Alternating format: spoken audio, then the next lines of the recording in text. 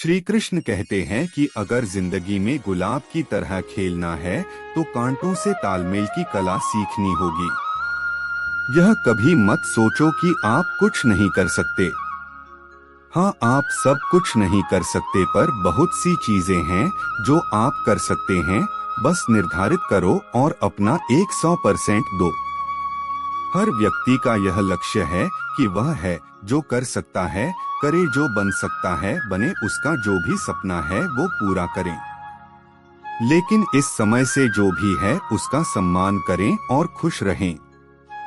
जो मिलना है उसका स्वागत करो और जो मिला है उसका धन्यवाद। अपने गुणों को पहचानिए, इससे आपकी नींव मजबूत बनती है। लेकिन अपने अंदर की कमियों को भी पहचानी है, इससे चरित्र मजबूत बनता है। जो दूसरों को माफ करते हैं वह खुद से प्यार करते हैं, क्योंकि उन्हें मालूम है ऐसा करके मैं दूसरों पर नहीं बल्कि अपने आप पर एहसान कर रहा हूँ और अपने जीवन में सुख समृद्धि ला रहा हूँ। यदि कोई आप पर भरोसा और आपसे उम्मीद करता है तो ये उसके मजबूरी नहीं बल्कि आपसे लगाव है और आप पर विश्वास है। कामयाबी सिर्फ वो नहीं है जो आप खूब पैसा और नाम कमा लेते हैं, बल्कि कामयाबी तो वह है जब आप अपना लक्ष्य प्राप्त कर लेते हैं, वह भी अपने असली आनंद में रहते हुए। भूखा इंसान सारी मर्यादा तोड़ देता है और पैसे का लालची इंसान इंसानियत ही छोड़ देता है। श्री कृष्ण कहते हैं कि कभी भी खुद को कम मत समझो। आपको भी उसी स्वर ने बनाया है जिसने दूसरों को आप किसी से सलाह ले सकते हैं, पर आगे बढ़ने और अपनी मंजिल पाने के लिए मेहनत तो खुद करनी होगी। हाँ, मंजिल पाने के लिए आपको मेहनत और जोश की जरूरत होती है, पर बुद्धिमानी से और सोच विचार कर आगे बढ़े। जो जल्दबाजी करते हैं वो गिर जाते हैं। जिंदगी में आगे बढ़ना है तो खुद पर भरोसा करो, दूसरों पर नहीं। जितनी बार आप गिरेंगे उतनी बार आप उठेंगे। अब ना किसी का हाथ चाहिए ना किसी का साथ। इंतजार करोगे तो उतना ही मिलेगा जितना कोशिश करने वाले छोड़ देते हैं। इसलिए इंतजार मत करो। तुम जितना सोचते हो जिंदगी उससे कहीं ज्यादा तेजी से भाग रही है। हार कभी मत मानो। हाँ, कुछ लोग हार मान लेते हैं, पर याद रखें कि पानी में डूबने से आदमी की जान नहीं जाती, बल्कि जान तब जाती है जब उसे तैरना नहीं आता है। इसलिए हार मत मानो बल्कि अपने प्रयास में एक्सपेरिमेंट शुरू करो। असफलता का मतलब यह नहीं है कि आप जिंदगी में हार चुके हैं, बल्कि असफलता का साफ मतलब है कि आपको इसमें सुधार और संशोधन की जरूरत है। देखो, समझो और सोचो और फिर कोशिश करो। जब तक सफल नहीं हो जाते हैं, रिश्ते मुट्ठी में रेत के समान होते हैं। जोर से पकड़ो तब भी सरकते और ढीले छोड़ो तब भी, इसलिए संभल कर पकड़ो। किसी भी समस्या का समाधान इस बात पर निर्भर करता है कि आपका सलाहकार कौन है। लोग तो आपके बारे में अंदाजा लगाते हैं, आप क्या है यह सिर्फ और सिर्फ आप ही जानते हैं। श्री कृष्ण कहते हैं कि साथ रहकर जो छल करे उससे बड़ा कोई शत्रु हो ही नहीं सकता, और जो हमारे मुंह पर हमारी बुराइयां बता दे उससे बड़ा हमारा कोई मित्र हो ही नहीं सकता। सहारा इंसान को खोखला कर देती है और उम्मीदें कमजोर। अपनी ताकत के बल पर जीना शुरू कर दीजिए। आपका खुद से अच्छा साथी और हमदर्द कोई और नहीं हो सकता। जिसे इंसान की सोच और नीयत अच्छी होती है, भगवान उसकी मदद किसी ना किसी रूप में करने आ ही जाते हैं। भाग्यशाली वह होते हैं जिन्हें समय और समझ दोनों एक साथ मिलती है, क्योंकि अक्सर समय पर समझ नहीं आती और जब समझ आती है तो उस समय चला जाता है। श्री कृष्ण कहती हैं, समझदार व्यक्ति जब संबंध निभाना बंद कर दे तो समझ जाओ कि उसके आत्मसम्मान को कहीं ना कहीं ठेस पहुंची है। अपने भीतर प्रेम रखो और सबका सम्मान करो। इसलिए नहीं कि मैं कह रहा हूँ, बल्कि इसलिए कि यह तुम्हारा सौभाग्य है कि तुम इंसान हो। बस स्वयं में झांको और तुम पाओगे कि तुम्हारे भीतर भी कुछ ऐसा है जो किसी और के पास नहीं है। इसलिए इस धरातल पर जन्मा हर मनुष्य बहुमूल्य है। यदि जीवन में दुख मिले तो उसका सामना करो, या फिर ऐसे लोगों से जुड़ो जिनके होने से तुम्हारा जीवन धन्य हो जाए। कभी हिम्मत मत हारो। स्वयं पर विश्वास रखकर आगे कदम बढ़ाकर तो देखो रास्ते स्वयं नजर आते चले जाएंगे। यदि आपका विश्वास अटल रहा तो मंजिल भी आपका इंतजार करते नजर आएंगी। यदि कोई कार्य अच्छा है तो उसे तुरंत शुरू कर दो। लोगों के बारे में मत सोचो कि लोग क्या कहेंगे, क्योंकि कमी तो लोग ईश्वर में भी निकाल देते हैं। तो आप क्या चीज हो? अधिक सोचने की जगह अधिक करने में विश्वास रखो। अधिक करने की जगह सही करने में विश्वास रखो, और सही करने के लिए आपको सही सोचना होगा। आठ कम सोचो मगर अच्छा सोचो। जीवन में पैसा सब कुछ नहीं होता, लेकिन जीवन में पैसा बहुत कुछ जरूर होता है।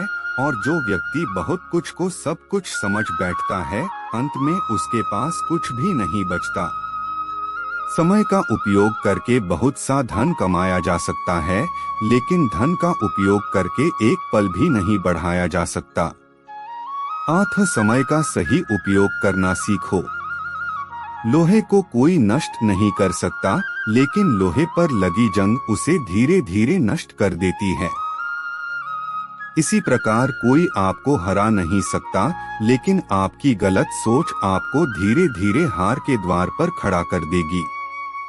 इसलिए अच्छा सोचो और जीत जाओ। जीवन में उछलो तो ऐसे कि सारे आसमान को छू लो। जीवन की गहराई में ऐसे डूबे कि उसके सभी चमकते मोती खोज निकालो। फैलो तो ऐसे कि पूरी कायनात में समा जा, और सुकरो तो ऐसे कि हर किसी के दिल में समा जा। अच्छा सोचोगे तो अच्छा वापस आएगा, बुरा सोचोगे तो बुरा वापस आएगा। मीठा बोलोगे तो मीठा ही बोले ही, दूसरों से सुनोगे कड़वा बोलोगे तो खरी खोटी ही सुनोगे, क्योंकि हम जो देते हैं वही हमें वापस मिलता है। एक निश्चित लक्ष्य को लेकर सही राह पर चलना जीवन यात्रा कहलाता है, और बिना लक्ष्य को लिए हुए किसी भी रास्ते पर चलना जीवन का भटकाव कहलाता है। इसलिए कम से कम एक लक्ष्य आपके पास हमेशा होना चाहिए। श्री कृष्ण कहते हैं, किसी भी कार्य में जल्दबाजी मत करो। जल्दबाजी आपको भटकाव की ओर ले जाएगी। भटकने से अच्छा है कि थोड़ा रुको, समझो और फिर चलो। आपका दिमाग एक भट्टी की तरह है जो हर समय आपके अनंत विचारों की ऊर्जा से गर्म रहता है। अब यह आप पर निर्भर करता है कि आप इस ऊर्जा का उपयोग किस तरह करते हो। लोग कहते हैं कि हमेशा व्यस्त रहो। अच्छी बात है, लेकिन व्यस्त रहना ही काफी नहीं है। महत्वपूर्ण यह है कि आप कब और किस कार्य में व्यस्त हो। यदि आप चाहते हो कि लोग आपको पहचाने तो अधिक से अधिक लोगों से अपनी पहचान बढ़ाओ। यदि आप चाहते हो कि लोग आपकी बात माने तो लोगों के दिलों में जगह बनाओ, और यदि आप चाहते हो कि लोग आपको हमेशा याद रखें तो कलम उठाओ और कुछ नए विचार लोगों को दो। अगर आप अच्छे कार्य करते हो तो दूसरों के सामने अपनी तारीफ कभी मत करो, क्योंकि यदि आपके कार्य वास्तव में अच्छे हैं तो आपके अच्छे कार्य ही सबको बता देंगे। क्या आप कैसे हो? सफल लोग खुद अपने बारे में नहीं बोलते, बल्कि उनके कार्यों उनके बारे में बोलते। अपना मुंह खोलने से पहले अपना दिमाग खोल लेना बहुत जरूरी है। अर्थात जब भी आप जहां भी बोले, पहले खुले दिमाग से सोचें कि इसका परिणाम क्या होगा। यदि परिणाम अच्छा हुआ तो तुरंत बोल दें। यदि आप असंभव को संभव बनाना चाहते हैं तो असंभव को पाने के लिए आपको कुछ ऐसा करना होगा जो अकल्पनीय। यदि आप ऐसा कर सकते हैं तो आगे बढ़कर नया और अब तक जो सोचा ना गया हो ऐसा कुछ कीजिए। आज दुनिया को एक ऐसे इंसान की जरूरत है जो इस दुनिया को बदल सके। आप भी ऐसा कर सकते हैं। यदि आप खुद को इस योग्य नहीं समझते तो जरा सोचिए, अगर आप नहीं तो कौन? अगर अभी नहीं तो कब? जो भी हो आप भी इसे कर सकते हो। अभी शुरू हो जाओ, जो भी कार्य शुरू करो सच कर शुरू करो। यदि शुरुआत कर दो तो बीच में उस कार्य को किसी भी वजह से मत रोको, क्योंकि जब आप पीछे जाकर किसी दूसरे कार्य को शुरू करके फिर वही पहुंचते हैं जहां आपने पहले वाला कार्य छोड़ा था, तो जरा सोचिए, इससे कम मेहनत और इससे कम समय में आप पहले कार्य को पूरा कर सकते थे। यदि आपसे पहले कोई और सफल हो जाता है तो घबराना मत, क्योंकि आप भी जानते हो कि घर बनाने से ज्यादा समय बंगला बनाने में लगता है। श्री कृष्ण कहते हैं, जब आप हार से मिली सीख को अहमियत समझ लेंगे तो आपका जीवन बदल जाएगा। जिस प्रकार एक वातावरण में केवल एक ही तरह के पेड़ पौधे उगते हैं, उसी प्रकार आप भी अपने वातावरण के ही एक अंश है। यदि आप अपने आप को बदलना चाहते हैं तो सर्वप्रथम अपनी वातावरण को बदलिए। आप एक ही गलती को रोज दोहराकर अपने परिणाम और अपने जीवन को नहीं बदल सकते हैं। अपने लक्ष्य को बार बार बदलने से कुछ नहीं होगा। अगर बदलाव चाहते हो तो अपनी कोशिश करने के तरीके में बदलाव लाना होगा। परिवर्तन प्रकृति का नियम है, इसे स्वीकार करें एवं इस परिवर्तित जीवन का आनंद लेना प्रारंभ करें। श्री कृष्ण कहते हैं कि आप किसी भी चीज को लेकर चिंता करना छोड़ दीजिए, क्योंकि हमारे चिंता कोई और कर रहा है। इसलिए आप चिंता छोड़ उस काम पर पूरा फोकस लगा दीजिए जिससे आप अपने जीवन को बेहतर बनाने के लिए करना चाहते हैं। अगर ये सब करते हुए आपके साथ कुछ भी बुरा हो जाता है तो भी बिना रुके आपको अपनी मंजिल तय करनी होगी। आगे बढ़ना होगा, क्योंकि हमारे साथ जो कुछ भी बुरा या अच्छा होता है ये सब कुछ पहले से तय होता है। इसलिए इस बारे में चिंता करके आप अपना समय बर्बाद करेंगे और कुछ नहीं। भलाई हमारी इसी में है कि हमें बिना परेशान हुए अपने बहुमूल्य काम को तय समय पर पूरा कर लेना चाहिए। भगवान हमारे बारे में सब कुछ पहले से तय करके रखे, बस हमें चिंता छोड़ लगातार प्रयास करना चाहिए। अंत में हमें जो मिलना है वो मिल जाएगा। दोस्तों, इसे हम आपको एक छोटी सी कहानी के माध्यम से बताते हैं। एक बार की बात है, दो लड़के एक आश्रम में काम करती थी। वो दोनों अपने गुरु की दिन रात सेवा करते थे। उन दोनों लड़कों में से एक लड़की की बहन की शादी तय हो गई थी। वह अपनी बहन की शादी की तैयारी धूमधाम से करना चाहता था।